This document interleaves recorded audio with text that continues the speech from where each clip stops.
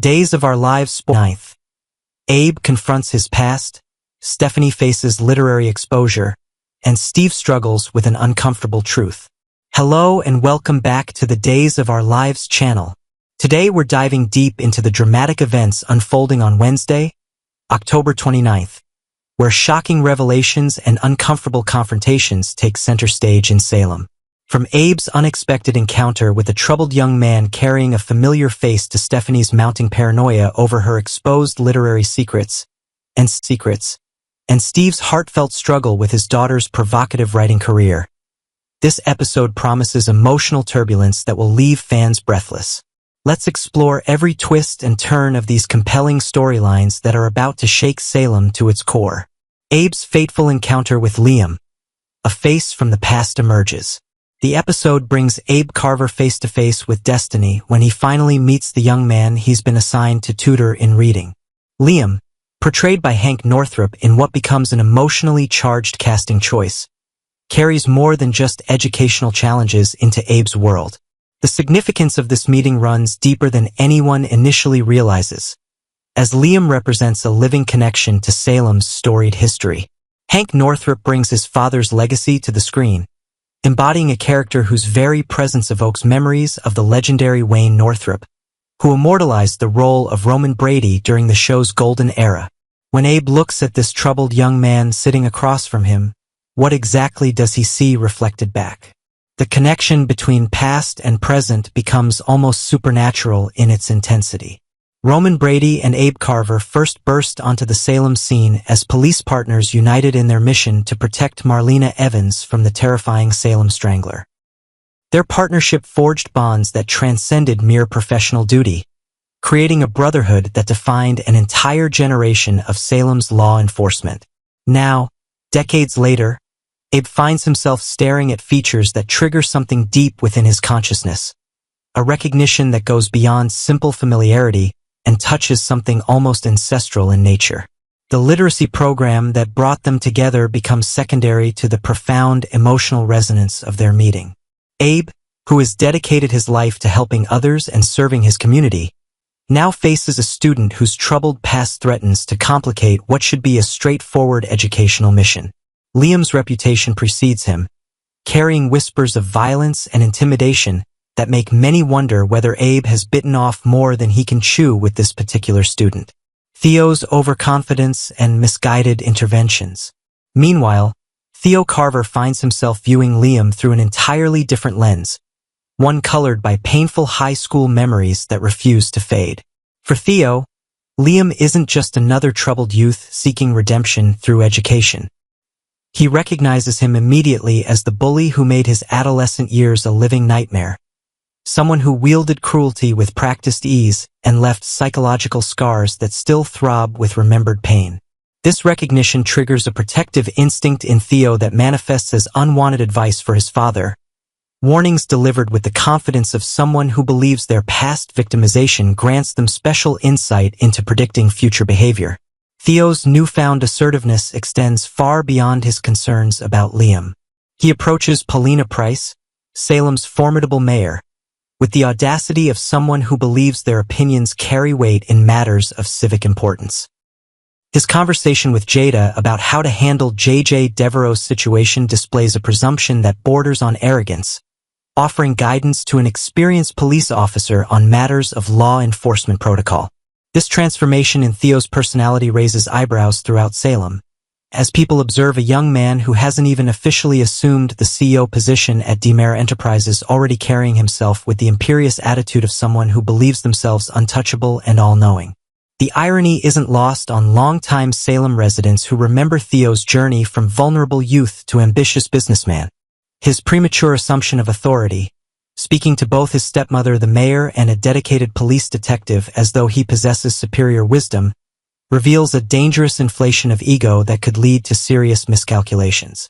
Before securing the keys to the DeMera kingdom, Theo already walks the halls of power with the swagger of someone who believes they've conquered the world, dispensing advice that neither Paulina nor Jada requested or particularly appreciate. Steve's uncomfortable discovery. When parental pride meets mortification. In one of the episode's most cringeworthy yet relatable storylines, Steve Johnson finds himself caught in every parent's nightmare scenario. His enthusiasm for the steamy novel One Stormy Night transforms instantaneously from genuine literary appreciation to profound mortification when the author's true identity crashes into his consciousness like a freight train carrying awkwardness and regret.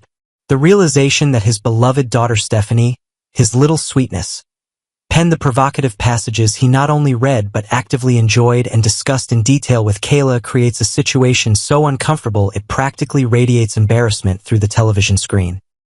Steve's confession to Kayla becomes an exercise in parental vulnerability, admitting that he engaged with this material in ways he now desperately wishes he could erase from memory.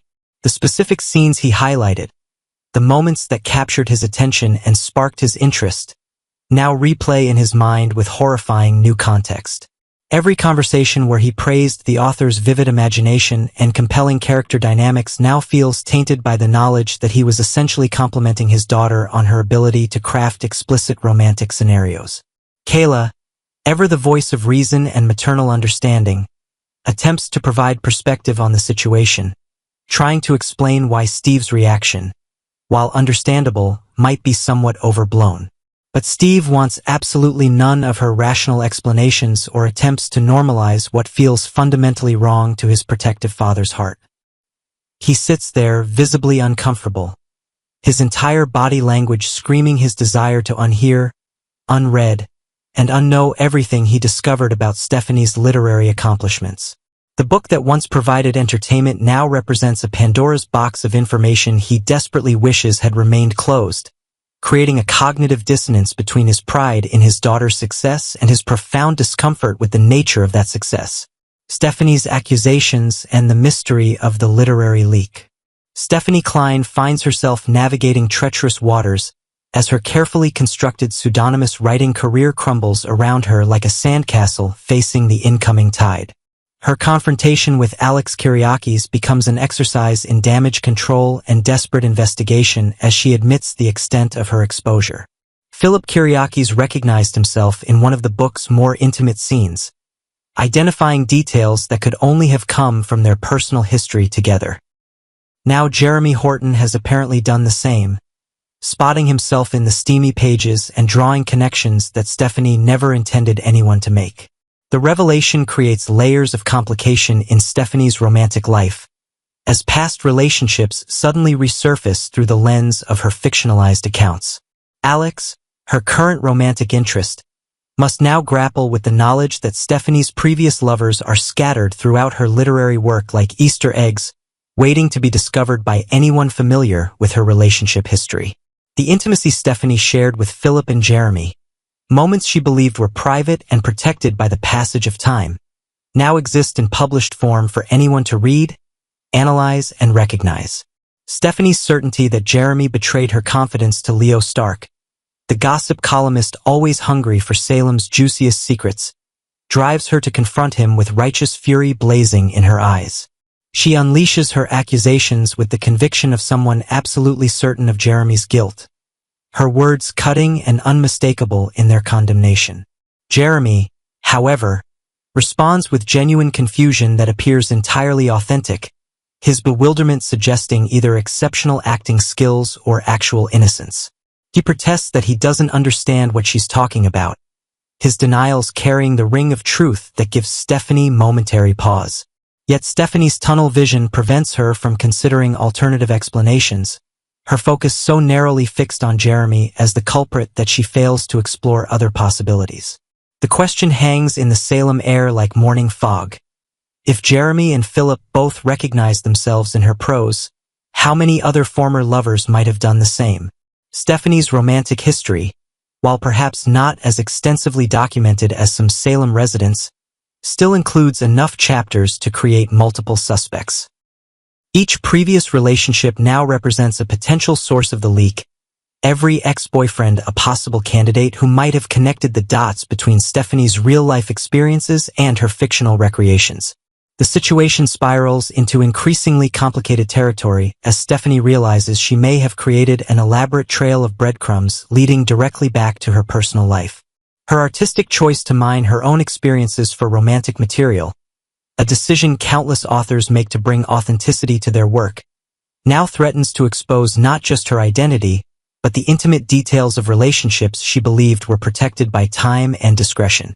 The revelation raises uncomfortable questions about creative license, privacy boundaries, and the unexpected consequences of transforming personal history into public entertainment. The ripple effects throughout Salem. These interconnected storylines create a web of tension that stretches across multiple Salem families and relationships. Abe's educational mission with Liam carries the weight of history and the promise of either redemption or disaster, depending on whether the young man's violent past can be overcome.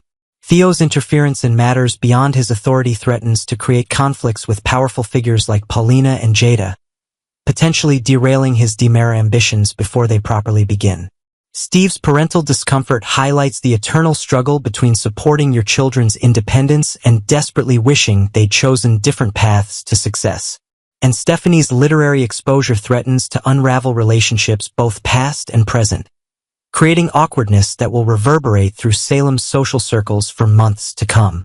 The October 29th episode promises emotional confrontations, uncomfortable revelations, and the kind of complex interpersonal drama that has kept days of our lives compelling for generations.